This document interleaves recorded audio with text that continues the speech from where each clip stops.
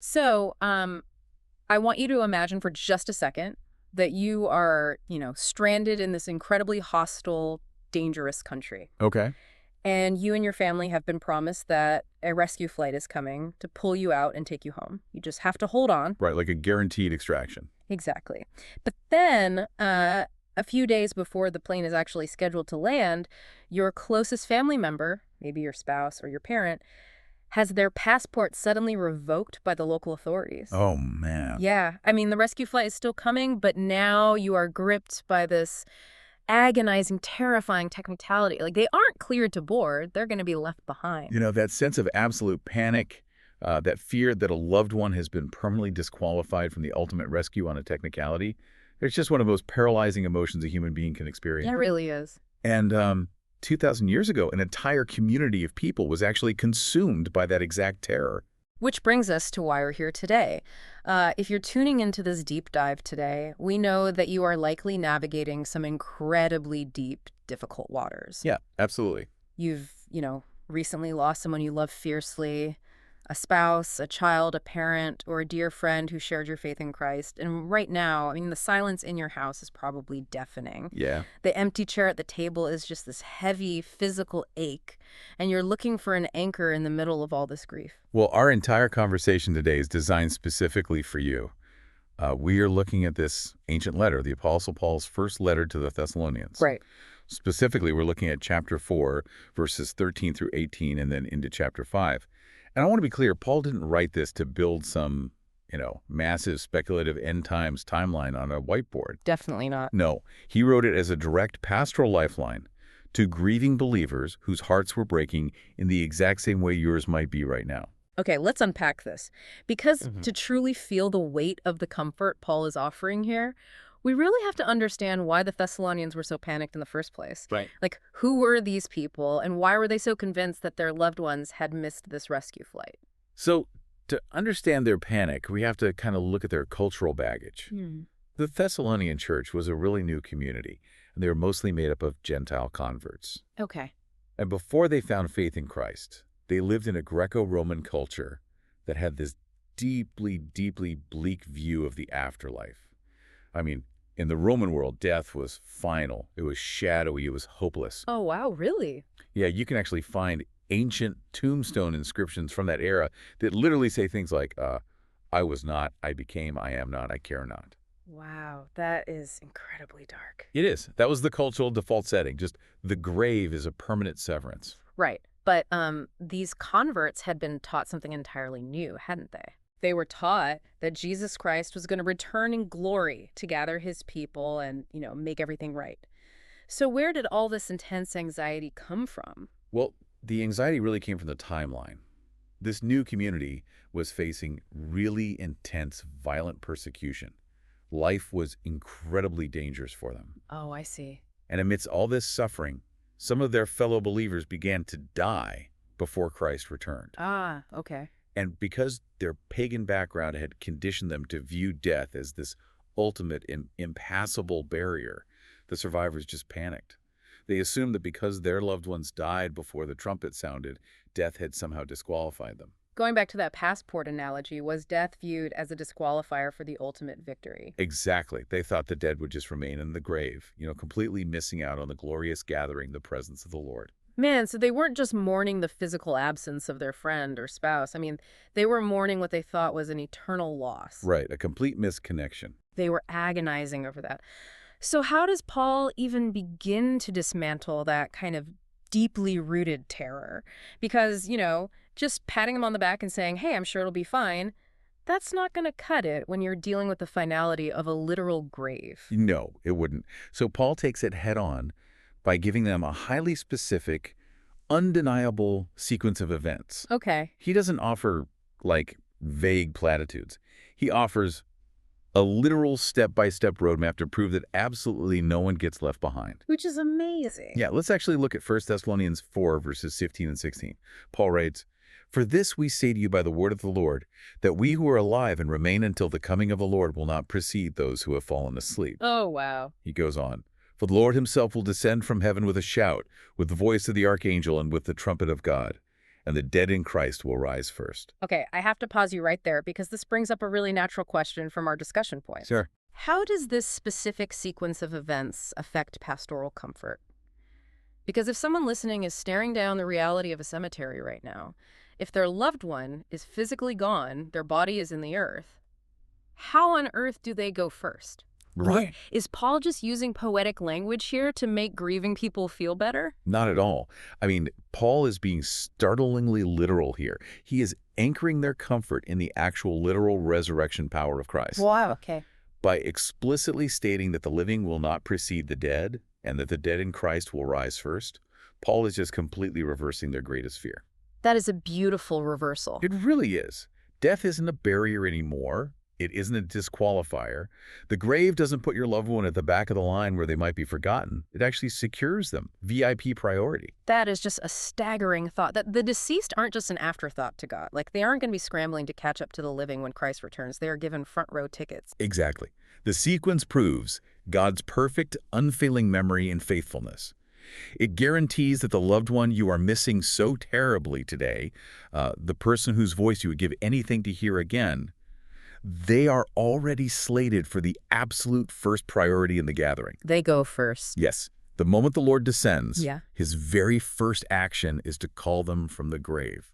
They're literally at the front of the line. Well, if the dead in Christ rise first and have those front row tickets, that immediately begs the next question for those of us who are still here, right? Walking around in the aftermath of a loss. Right. What happens to the living who are left behind, grieving them? Like, how does the reunion actually occur physically? Paul answers that in the very next breath. Oh, does he? Yeah, 1 Thessalonians 4:17 says, "Then we who are alive and remain will be caught up together with them in the clouds to meet the Lord in the air, and so we shall always be with the Lord." Okay, let's drill down into that phrase, caught up. Right. Because, again, I think the modern mind tends to visualize this as some slow, floaty, ethereal fading into the mist. Right, like an elevator. Yeah, it sounds almost passive. So what does this all mean? Is this just a temporary escort, like a quick flyby meeting in the air? Well, what's fascinating here is the original Greek completely shatters that passive image. Really? Yeah, the word Paul uses for caught up is harpaizomata. Carpagizometa. Right, and it translates to being snatched away, seized, or forcefully pulled out of danger. Oh, wow. It is an incredibly dynamic, sudden word. Think of a parent instantly reaching out and snatching their child out of the path of a speeding car. Wow. So not a gentle float. No, it isn't a slow, bureaucratic process. It is an instantaneous, powerful rescue. So when the text says we are snatched away, it really implies that the grief, the separation, and, the danger of this broken world are violently interrupted by God's grace. Yes, exactly. But what is the ultimate destination of this rescue? Because sometimes people fear that they will be caught up to be with the Lord, but their loved one will be off in some other corner of eternity, and they'll still be separated. Well, look closely at the phrasing in verse 17. Paul explicitly says we will be caught up together with them. Together with them. Right. The reunion isn't just you and Jesus with your spouse or friend in a different jurisdiction. The promise is collective. You are snatched away together with them to meet the Lord. That is so comforting. And crucially, Paul ends the verse by saying, "And so we shall always be with the Lord." Always. Meaning this isn't a temporary flyby. You don't just get a quick hug in the clouds before you're assigned to different eternal tasks. No, it is absolute permanence. I mean, the location is described as in the air, which in their mind was considered the realm where earthly and heavenly realities intersect. Right. But the location is secondary to the purpose. The absolute purpose of this event is eternal, unbroken togetherness with Christ and with the loved ones who were raised first.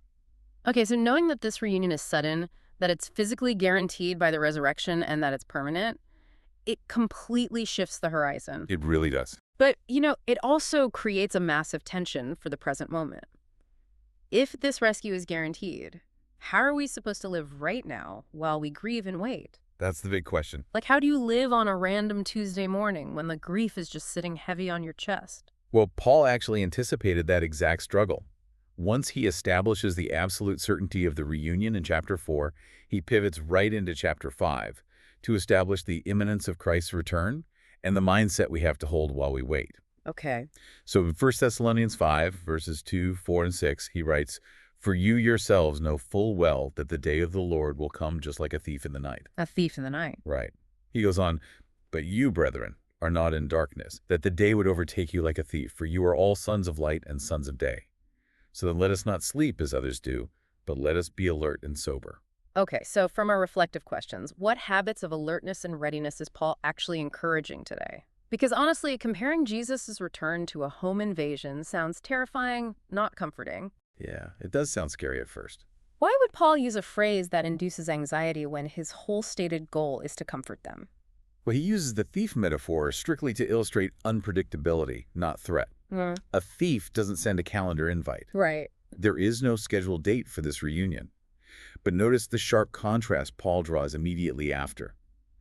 He says, yes, it will be sudden and unannounced, but you are not in the darkness. You are sons of light. Ah, I A see. thief only terrifies the person who is asleep in the dark, unaware and unprepared. Yeah. Believers are commanded to be awake, alert, and sober. Here's where it gets really interesting, though.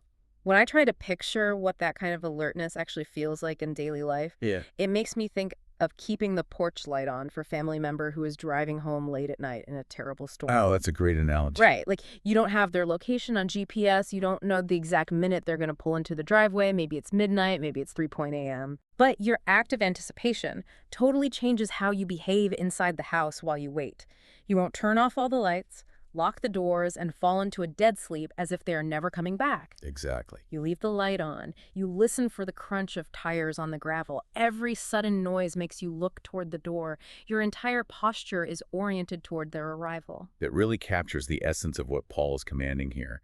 It's an urgency that promotes holy conduct and vigilant hope, not panic. Right. The Thessalonians had actually been exposed to false rumors that the day of the Lord had already happened, which caused them to despair in the dark. Oh, wow. Yeah. So Paul is basically turning the porch light back on for them. He is saying that because the rescue could happen at any moment, your current life, even in the midst of profound grief, should be marked by steady hope and holy conduct. That's powerful. You don't numb yourself to the pain by falling into spiritual apathy. Yeah. Stay awake. Which really brings us to a difficult, deeply personal question for anyone listening today. And we touched on this in the reflective questions. How does knowing this exact timeline and knowing we are supposed to stay alert, how does certainty about this resurrection actually ease the fear of missing out? Right. How does theology bandage a broken heart and anchor our personal hope today? Well, it bandages the heart by changing the very nature of the grief itself. If we synthesize everything Paul is saying, the deepest pastoral application is found in what the text does not demand of you. What do you mean? Paul does not say, stop crying, be strong, everything is fine.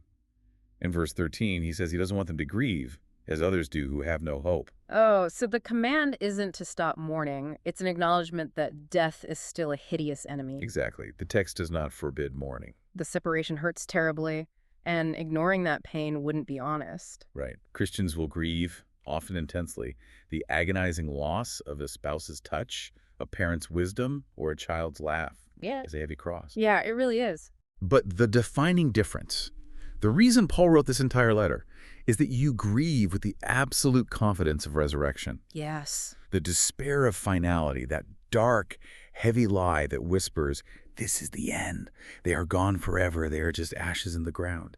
That is completely eradicated. You are mourning a temporary separation, not a permanent loss. It's kind of like the difference between saying goodbye to someone at an airport terminal when you know you have a ticket to see them next month Yes. versus saying goodbye to someone as they board a ship to the other side of the world and you know in your bones you will never, ever cross paths again. Wow. Yeah. Both goodbyes make you weak. I mean, the tears are real in both scenarios. But the quality of those tears, the weight behind them, is entirely different. One is a tear of temporary longing, and the other is a tear of permanent devastation.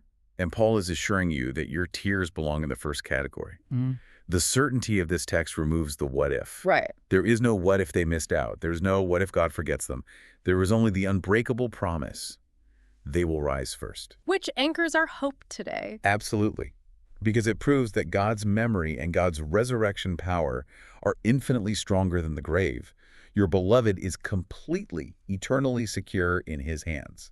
So as we draw all these threads together, let's recap the essential anchors of comfort we've uncovered in this text today. First, your deceased loved one absolutely does not miss the Lord's coming. Death did not disqualify them from the victory. Right. Second, God's faithfulness is so deeply personal that he actually gives them priority. They are raised first. Yes, front of the line. Third, those of us who are living will be suddenly, powerfully snatched up to join them. We aren't left behind either. And fourth, this is a permanent, joyful gathering. God's faithfulness leaves no one behind. And if you are listening to this right now, driving in your car or maybe sitting alone in a quiet room, feeling the crushing weight of grief, Yeah. please hear this. Yeah. Your grief is entirely valid. Your tears are a profound testament to the love you shared. But as you walk through this dark valley, hold fiercely to the roadmap Paul laid out. Hold on to it. Your beloved is safe. They are secure. And they are currently holding a first-in-line ticket to the ultimate reunion. The separation you are enduring right now is real and it is excruciating. But it is deeply, wonderfully temporary. I love that. And as we close this deep dive, I want to leave you with one final kind of provocative thought to mull over in the days ahead. Okay. It builds on the imagery Paul uses back in verse 16. He mentions that this monumental rescue mission is announced by the shout of the archangel and the trumpet of God. Right, the auditory details. Yeah. In the ancient Roman world, when an emperor or a victorious king arrived at a city he had conquered or rescued, his arrival was called a perugia. Right. And that arrival was always announced by the sudden piercing blast of a royal trumpet. It was the sound of absolute authority. It meant the waiting was over, and the king was here to claim what belonged to him. So in the coming days of your grief, whenever you are startled by a sudden loud sound in your quietest, saddest moments, maybe a car horn echoing outside, a sudden clap of thunder, or a door slamming when the house is completely silent, what if, instead of just being startled, you let that sound be a tiny, echoing reminder? I love that perspective. Let it be a reminder that one day a very real, literal royal trumpet blast will pierce the sky. It will be the sound of your king arriving to empty the graves, defeat death permanently, and give your loved one back to you. Keep the porch light on. You are not waiting in the dark, and you are not waiting in vain.